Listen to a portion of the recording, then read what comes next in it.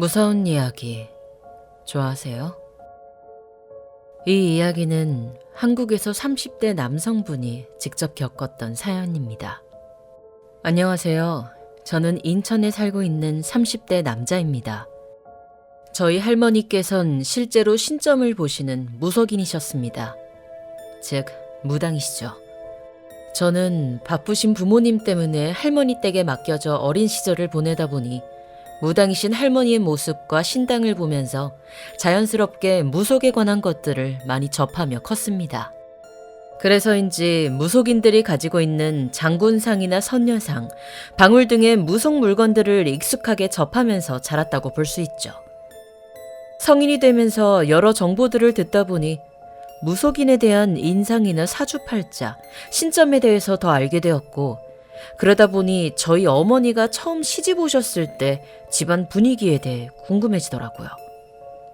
사실 저희 어머니는 애초에 신점이나 무속적인 걸 그다지 크게 믿는 분도 아니셨고, 그렇다고 해서 편견도 심했던 분이 아니셔서 생각보단 거부감 없이 시집을 오셨다고 했습니다. 그렇게 시집을 오고 차츰 생활에 익숙해져 갈 때쯤 어머니가 처음으로 신점을 믿게 되는 계기가 되는 일을 겪었다고 하시더라고요.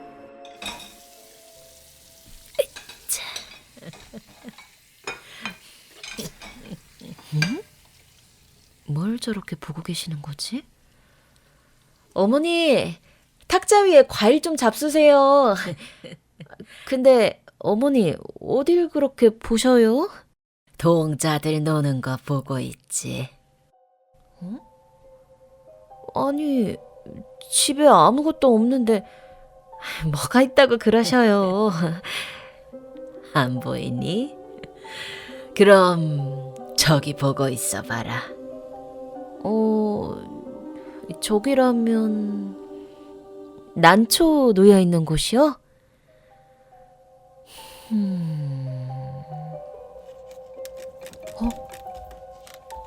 동자들이 다 같이 흔들고 있구나.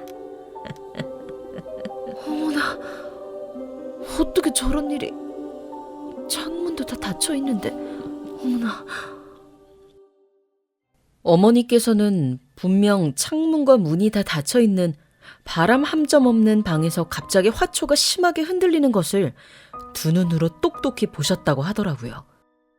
평소 무속신앙에 크게 관심이 없던 어머니가 그때 일을 겪은 이후로는 무속신앙과 신점에 대해서 믿게 된 결정적인 일이라고 하셨습니다. 그 이후로 할머니는 저한테도 얘는 TV 나올라 그러나? 라는 말을 넌지시 하셨는데, 그땐 그 말뜻이 뭔지 몰랐고 그런 쪽으로는 관련이 전혀 없는 일을 하고 있었기에 흘려들었었는데, 정말 신기하게도 저는 현재 방송업계에서 일을 하고 있습니다. 물론 TV에 나온 적도 있고요. 지금 생각하면 정말 신기한 일이죠. 또 그 당시 저희 삼촌이 한창 젊은 나이인 30대에 이혼을 하셔서 매달 양육비도 나가다 보니 밥도 굶으며 살아야 할 정도로 상황이 안 좋았던 시절이 있었습니다. 그때도 무당이셨던 할머니가 삼촌을 보고 지금 넌 뭘 해도 안 된다. 괜한 허튼 짓 말고 내려놔라. 50줄은 넘어야 큰돈 만질 테니 다 내려놔. 라고 하시자 삼촌이 화를 내며 나갔던 일이 있었는데, 그 이후로 정말로 삼촌이 50대로 접어들었을 무렵 삼촌이 했던 사업이 크게 성공해 정말 큰 돈을 버셨던 일도 있었습니다. 지금 생각해도 정말 할머니의 말이 하나도 틀린 것이 없는 게 정말 신기할 정도죠. 그렇게 시간이 흘러 무당이셨던 할머니는 지병으로 돌아가시게 되었고, 그렇게 또 남은 가족들과 저는 열심히 일상을 살아갔죠. 사실 저희 집은 아버지의 심하고 잦은 주사로 인해 그 이후 부모님이 이혼을 하셨지만 자식들 문제로 다시 재결합을 하고, 또 같은 이유로 재이혼을 하고 다시 재결합을 하시게 됩니다. 조금 복잡하지만 그 이후 어머니께서는 온갖 고생이란 고생은 다 하시면서 마음을 다잡고 자식들만 바라보며 집안을 꾸려나가기 시작했죠. 그러던 어느 날 어머니가 같이 저에게 신점을 보러 가자고 하시더라고요. 할머니와 그때 일을 겪고 난 후 신점을 믿게 된 어머니는 할머니가 돌아가신 후로도 간간히 점을 보러 다니셨기에 호기심이 생긴 저도 같이 가게 되었죠. 어머니와 같이 간 곳은 남자 무당이 있는, 즉 박수 무당이 있는 점집이었고, 어머니는 그동안 자주 왕래를 했었는지 편하게 얘기를 하시더라고요. 그리고 아버지와 저, 동생까지 가족들의 사주와 이름을 적어가면서 점을 보기 시작했습니다.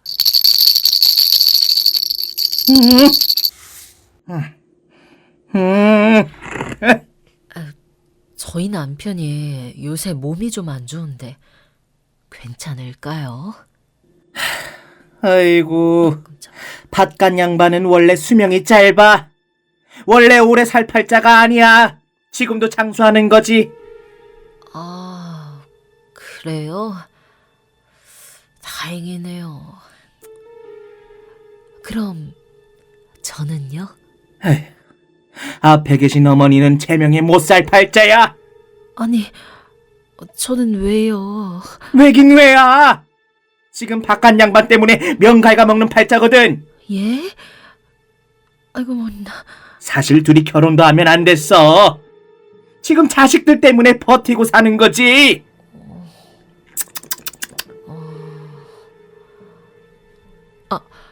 그리고 저희 어머니도 무속인이셨는데 왜 제가 시집 올 때 그런 얘기를 안 해주셨을까요?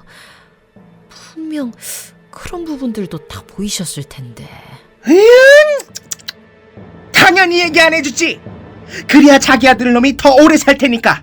안 그래? 세상에. 자기 아들이 더 중하겠어? 며느리가 중하겠어?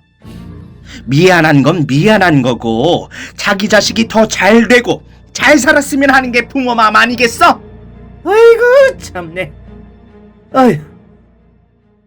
그걸 듣고 놀라기도 했지만 씁쓸해하시며 쓰느숨을 짓는 어머니의 표정이 아직도 선명합니다. 뭔가 어머니도 자식을 가진 사람으로서 할머니를 이해하는 것 같아 보이기도 하셨고요. 사실 어릴 적엔 할머니 댁에 저와 동생들을 맡겨두고 일하러 나가시는 어머니가 원망스러워 어린 마음에 어머니가 저와 동생들을 버리는 것이라고도 생각했었습니다. 지금은 성인이 되고 시간이 지나 어머니를 이해할 수 있는 나이가 되니 어머니가 사실 정말 고생을 많이 하셨더라고요. 지금도 자신을 다 내려놓고 자식들만을 위해 사는 어머니가 정말 대단하시기도 하고, 또 박수무당집에서 겪었던 일화를 통해서도 앞으로 어머니에게 더 잘해드려야겠다는 생각도 드네요. 이렇듯 저는 어렸을 적부터 할머니를 보면서 자연스럽게 무속신앙과 가까이 하면서 자라왔습니다.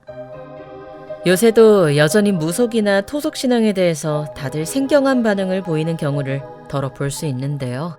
해는 남향이 좋다더라, 침대 방향은 이 방향으로, 해바라기 그림과 거울의 위치 등등, 풍수지리부터 해서 우리가 조금씩 알고 있는 미신들까지 여러 가지 토속신앙에서 비롯된 것들이 우리 삶 속에 참 많이 있을 겁니다.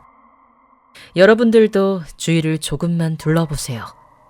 분명 알게 모르게 우리의 삶 속에 자연스럽게 녹아들어 있을 테니까요.